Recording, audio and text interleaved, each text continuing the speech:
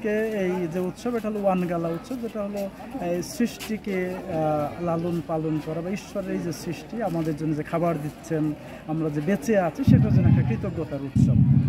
তবে এটা দুই ধরনের উৎসব, এটা একটা হলো মিলনের উৎসব, একটা হলো ধন্যবাদ আর কৃতজ্ঞতার উৎসব। একটা হলো একদিকে আধ্যাত্মিক এবং আরেকদিকে হলো সামাজিক বন্ধন। তাহলে এইটার মধ্যে দিয়ে আপনি দেখতে পাচ্ছেন যেটা সাধারণত প্রত্যেকটা গ্রামে করে, প্রত্যেকটা পরিবারে যখন নতুন ফসল ওঠে এই আনন্দটা সবসময় হয়। কিন্তু আমরা সব একসঙ্গে এই ওয়ানগালা উৎসব করি, যে গোটা সমাজটা একত্রিত হয়ে এই আনন্দ উৎসব করছি, যেখানে আমাদের একটা মিলন, আমাদের একতা, একটা ভালোবাসা বন্ধনটা যেখানে আরও সুদৃঢ় হয়ে উঠছে। এবং এর মধ্য দিয়ে আমরা সারা পৃথিবীর কাছে একটা সেই বার্তায় দিতে চাই, যেটা আমাদের পৃথিবীতে একটা শান্তিময় পৃথিবী, একটা আনন্দের, একটা মিলনের, একটা একতার জায়গা।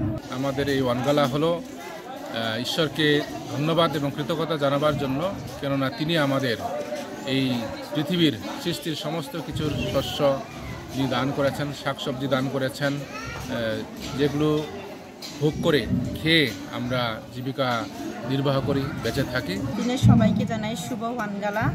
আর ওয়ানগালা মানেই হচ্ছে নবান্ন উৎসব।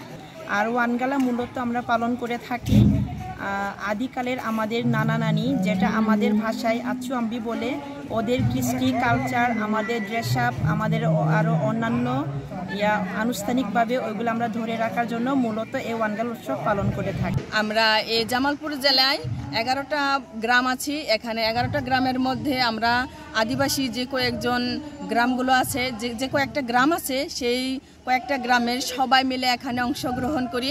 এখানে ওয়ানগালা অনুষ্ঠানে আমরা সবাই মানে আশায় থাকি যে কখন ওয়ানগালা হবে, কখন আমরা আনন্দ করতে পারবো, কখন একসাথে খেতে পারবো। আমাদের ছেলে মেয়েরা ওইভাবে প্রস্তুতি নেয়, মানে মনে একটা আনন্দ আসে। এই ওয়ানগালার মধ্য দিয়ে কিন্তু আমাদের মেরি ক্রিসমাস বা বড়দিনের মানে প্রস্তুতি চলে।